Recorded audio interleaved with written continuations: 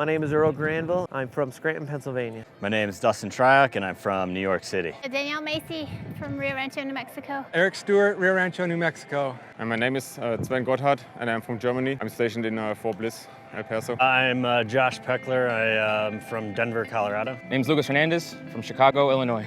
Dominique Guyton, Chicago, Illinois. I'm Dan Lynn. I'm from Chicago, Illinois. My name is Brooke Tormson. I'm from Tioga, North Dakota. My name's Andrew DeCola. I'm from San Antonio, Texas. Well, I was dragged out to New Mexico because I heard of this event a few years ago called the Bataan Death March, and it's my third year doing it. And it's kind of a staple, something me and my buddies do in Operation Enduring Warrior every year. I was doing half marathons for a long time. I've done a lot of 5Ks, but this is by far the longest I've done. Because I finished such a long distance for the first time.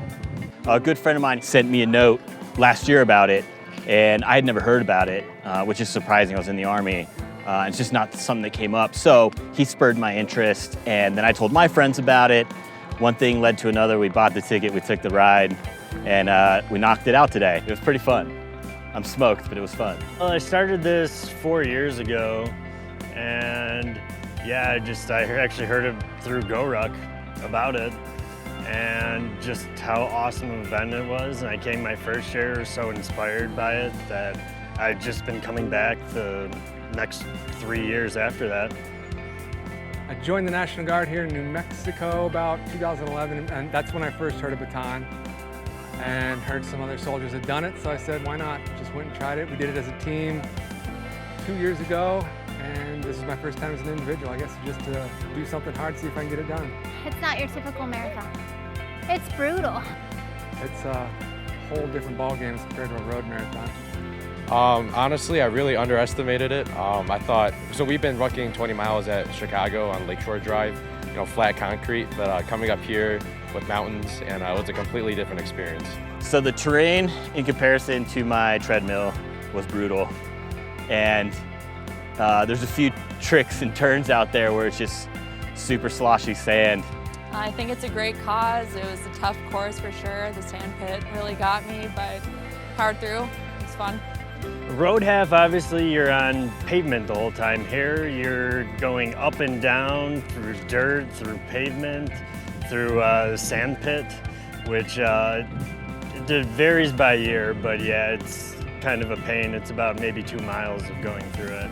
But the terrain is definitely more difficult here than a regular road marathon. Well, our mission is honor, empower, and motivate our wounded and disabled veterans to live an active lifestyle and be a part of a team once again, and just to get out here and honor our brothers from the actual Bataan Death March. We had the opportunity to meet one of the Bataan survivors and listen to his personal story.